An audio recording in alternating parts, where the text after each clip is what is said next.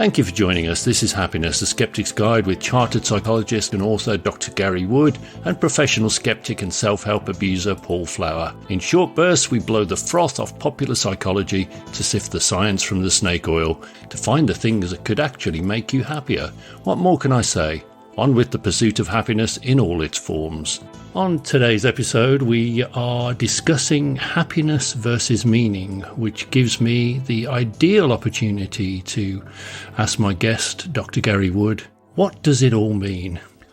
Oh, it's very nice that I've meaningfully been relegated to guest as opposed to co-host. Yeah, I know that. I thought that when I was saying it. Yes. It's a bit like the Facebook group where I'm only editor. So, yes. Think yourself lucky. I'm spotting a bit of, is it megalomania or monomania? Psychomania, probably. Okay, then. So, what was the question again? What does it all mean? Well, we've already covered the idea that happiness can be the pleasurable life, or it can be the meaningful life, or a combination of two. When I was thinking of doing this, I was thinking about the idea of two doors.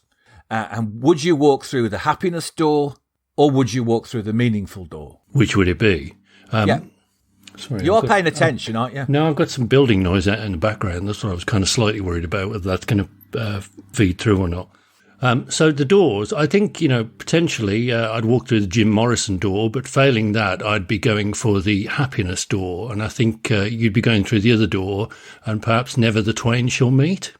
Yeah, I think it's probably not as easy as it seems. Like, if I had a choice and the doors were marked happiness and meaning, and there was kind of a little bracket that says meaningful life and pleasurable life, I'd have to go for the door that's about meaning. So there is an added complication, because in your book, The Psychology of Wellbeing, you do mention a third potential door, which is the pleasant door, as it were. So you have pleasant, good, or meaningful. Yeah, so you could have the good life, you could have the pleasant life, you could have the meaningful life. This is due to psychologists really trying to complicate it. If I can give as soon as you've mentioned the book, thank you very much for that. I was thinking about the whole process of writing, because I wrote it during a pandemic, which was not the happiest time to write a book. So can I say, am I happy I finished it? Yes. Can I say it's added meaning to my life? Yes. Was it a happy process? No, definitely not. Some aspects of it are probably, I would probably say there were a few points that I could describe as the lowest points of my life, let alone writing a book. Am I totally happy with the results? No, because you never finish a book, you abandon it. Will I put myself through it all again? Absolutely. Will it be a totally happy process next time? Probably not. But while you're writing that book, you are giving your life some meaning, I guess. Yes. Your life has a meaning, and that meaning at that moment in time, amongst other things, getting on with life and whatever else, is to complete this book to the best of your ability. Yes, given the circumstances, given all other factors. So a meaningful life, in a sense, because I'm keen to kind of work out what the definition is having a purpose in life, belonging to something greater than oneself, which kind of sounds religious when I say it. Yeah, I think it's easy to see how, a meaning in life equates with religion. But there are lots of people who find, I think it's about finding meaning in your life. So when you look back, you can say, yes, that was a meaningful experience. I made a difference. I made a contribution. I learned something there. So it doesn't necessarily have to be that, you've discovered the meaning of life. That tends to be quite I think that goal's probably a little bit too great for one life, or maybe, certainly for one episode of a podcast. Yeah, without doubt. I mean, we're only going to be able to scratch the surface. We did mention kind of happy or meaningful last time, and this is aiming to dig a little bit deeper into that. And as you said, you can have a meaningful existence and have a purpose and be striving towards an end goal, but that may not necessarily make you happy at the time, but perhaps when you reach that goal, you'll be happy. Yeah, even then you might not. Like I say, am I happy with the results? No, things could have been better. Am I happy I finished it? Yes. So I think sometimes the psychology is often simplified, and it's quite a nuanced process is that we're never totally happy and there's never total satisfaction. When I was preparing for this, I thought about there's a satisfaction with life scale. And it's by a famous psychologist called Ed Diener, and he's referred to as Dr. Happiness. And it's not all. It's I it's thought that not. was you. No, well, it could be. I'm Dr. Happiness in waiting. Hopefully, When the present one dies, you'll step into his shoes. Yeah. Well, he has got a son called Robert Biswas Diener, who is an amazing guy. He's described as the Indiana Jones of life coaches. Wow. So he probably will fit the shoes far better than I will.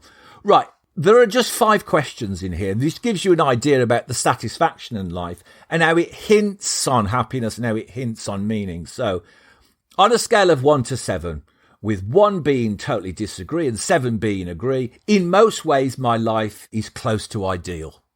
Oh, you're asking me to answer these questions? Well, yeah, we would. Well, I did run through this quiz, but yeah, let's go with 1 to 7. 4. Seeing as you've turned up, it would be helpful, yes. 4. The conditions of my life are excellent. Wow, the conditions. What does that kind of refer to? You know, all exterior conditions, the external life. 4. So far, I have gotten. Oh, I am satisfied with my life. 5. Oh, so a bit better there. So I feel like Larry Grayson on the Generation Game. You look a bit like him. Yeah, I do actually. I've got the string on my glasses. That's a joke for the youngsters, yeah. My hero, by the way.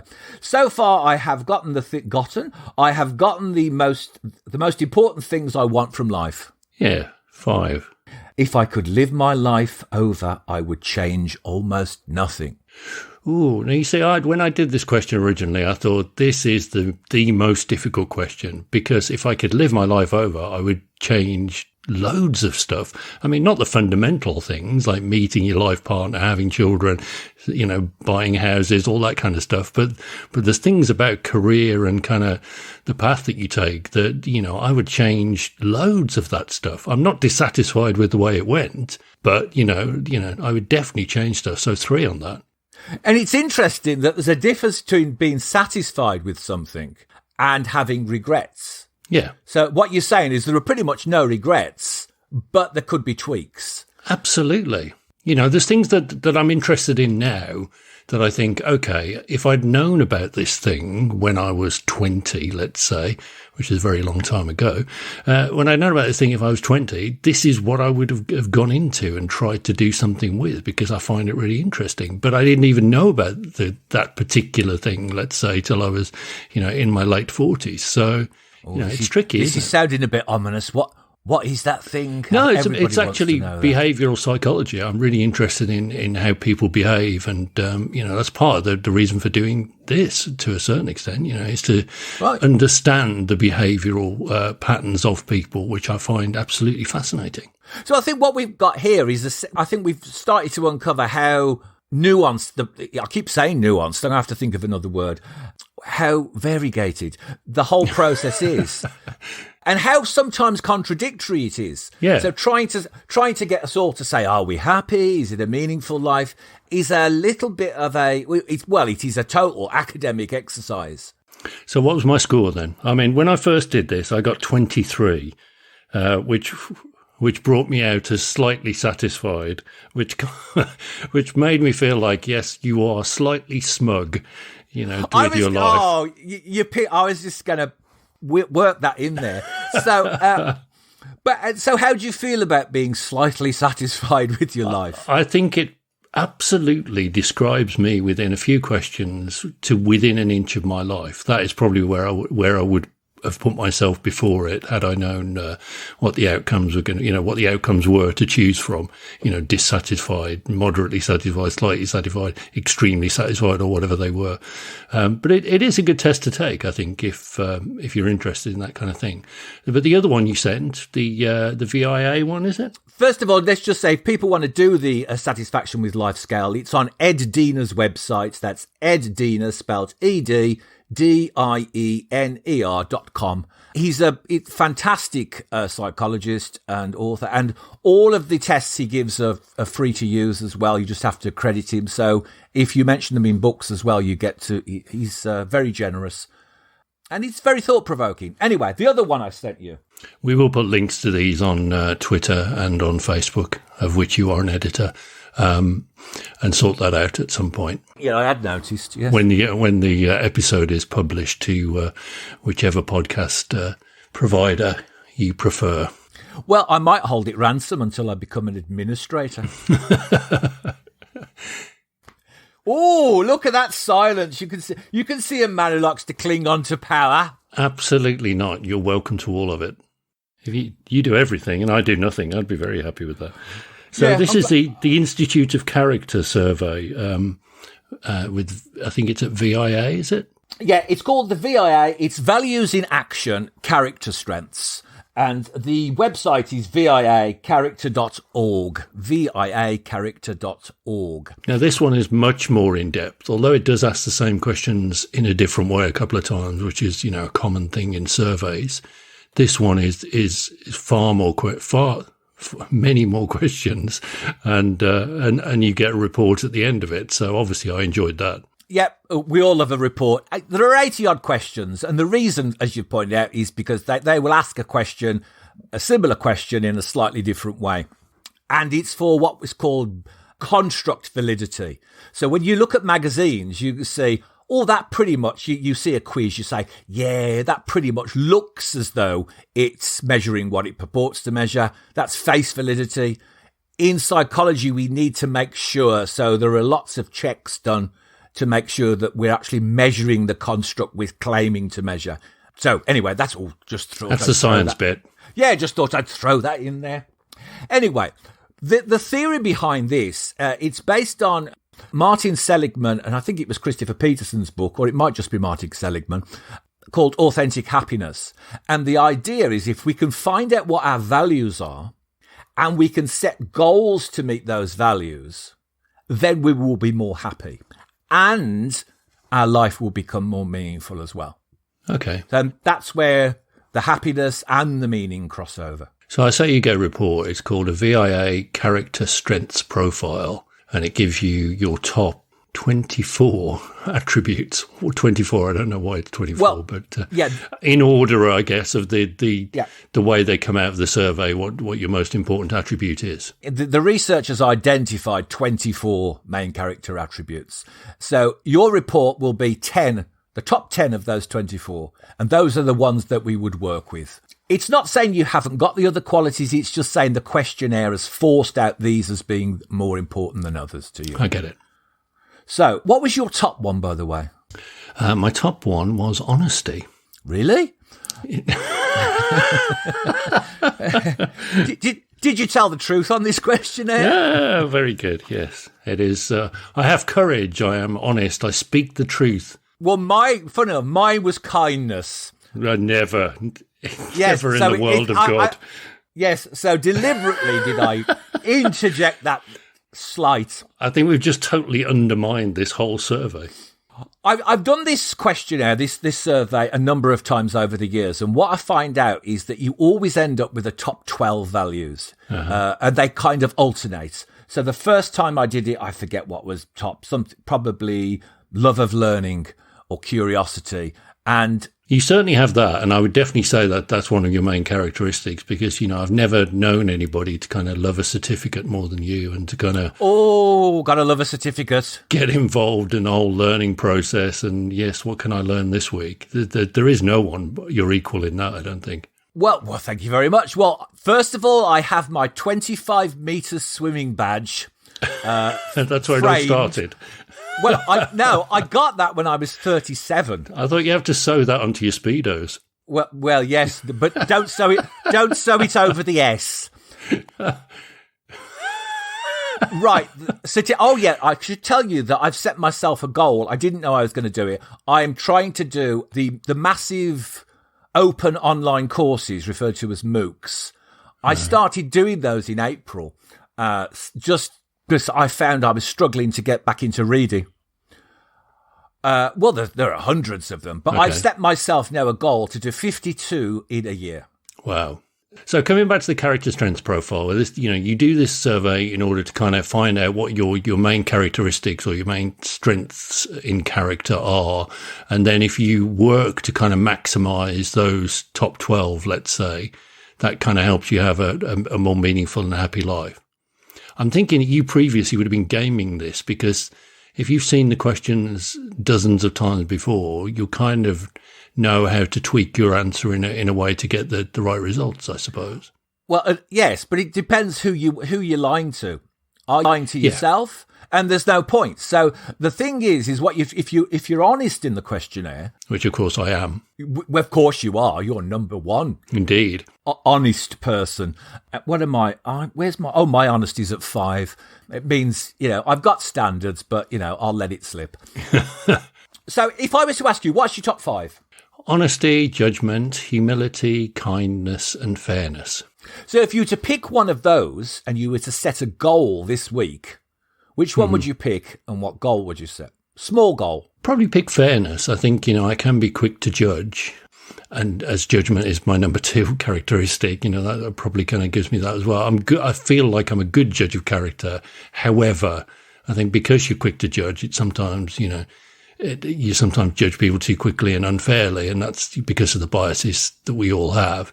And that doesn't feel right. And I think I should give people a little bit more time. And that's my goal, to kind of be fairer to people. So at the end of the day, how would you know that you'd been fairer? How would you measure that? I think in my own mind, I would know whether I'd sort of judged anybody particularly harshly, particularly quickly. It is a difficult question to know how I would kind of monitor that to make sure that I'd done it. But I think I would know in my own mind whether I had sort of been fair to people on that basis, because I think at the moment, I'd probably judge myself as fairly unfair.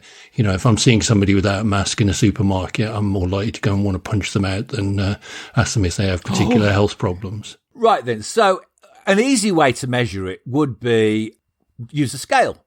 So at the end of each day, so you've had your work day or whatever, so sit down and say, okay, on a scale of 1 to whatever, 1 to 10, 1 to 7, how fair have I been today? And you would just do that for that monitoring process, say for a couple of weeks, 3 weeks, a month. And then you might ask yourself, okay, what could I do tomorrow to make sure that I meet this value of fairness? So it's a constant little experiment, only has to be small things. So we're not saying, you've changed laws or something. It's just the fact that you've done something small to demonstrate that idea of fairness. And that, in a sense, already gives you a purpose for that week. You're something that you're working on. Yeah. And was bravery or courage in there? I'll go back to it. Bravery, number 8. So if you were to do something brave this week that maybe you've been putting off, or what would it be? I know you've put me on the spot. I have absolutely no clue. So this is coming out in the edit. Well, no, it's not. No, it's the lip smack and the gap is, but maybe the rest of it will stay. But pretty much, I mean, this is what happens in a coaching process is I will ask these questions and sometimes there are silences. But what it means is it's thinking, so it's a question you need to process and you need to think about. So maybe that's your task this week, to actually think about what would I do to meet that bravery. And you can do that with any of them. You might not have an immediate response. Meaning sometimes takes a bit longer. Of course. I mean, you think meaning must be something that you follow lifelong almost, but when I think about meaningful life, I would think about doing good and being important, or, that kind of thing, and something being important, doing good or doing important things, which in a sense makes me feel like it's more like work almost, which is not really the aim of it. Yeah. Well, if I put one it always comes in my top 10. Is appreciation of beauty. So you might just set a goal. How do I set a goal to appreciate beauty this week? And that might be you go out for a walk and say, oh, look, there's a lovely tree once a day. Being a bit flippant, but it might be a bit more meaningful than that. But just That's as simple as it could be. It's to take time to consider what you see around you, isn't it? I think more than anything else. That's it. If it's humour, your goal might be something simple as, okay, I'm going to listen to one episode of a sitcom every day for a fortnight. That could be your goal. So the goals don't have to be... I think that's the problem with goals. We often attach them to what we see as meaningful productivity. And productivity is not necessarily the point. Your goal might be just to, this week, like I said, to wander around the park and to come home and listen to a podcast, watch something on TV. That might be your goal. Sure. That still gives your life meaning, and that still probably makes you happy. But it's not productive. No, but need not be. I think no, it's as good a place as any to finish. But I will wrap up by telling you what there was a question within the Institute of Character survey, which you were asked to describe on a scale, and it was, would people describe me as full of zest? And no. Can I just say that not only would I not want to be described as being full of zest, I don't want to be friends with anyone who would describe me as being full of zest either. It's a bit like on dating sites, isn't it? You know, anyone's full of zest or bubbly, move on. Yeah. Anyway, ending on a very cynical note, ending on a positive note, find out what your values are, set small goals so you can definitely say, yes, I'm meeting those values, and do it every day. Do it for a period of 2 weeks, a month, and then review. And that's it. Brilliant. I would say enjoy it. That's the main thing. Yes, totally. Find it out. It doesn't take that long, even though it is 80 questions. It doesn't really take any time at all. It's just a few clicks. Do it. You're not selling it. Do it. Get on with it, and let's see what the reactions are. And if you want to kind of contribute and tell us how you're getting on, we are on Twitter at Sceptics Guide, and you will find us also online at skeptics.guide, as well as being on Facebook, of which you're the editor. Soon to be administrator.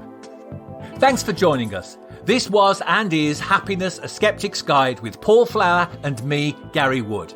Subscribe to the podcast on iTunes, Spotify, Podbean, or wherever else you find your podcasts, and do join the conversation on social media for links to other happiness-related resources.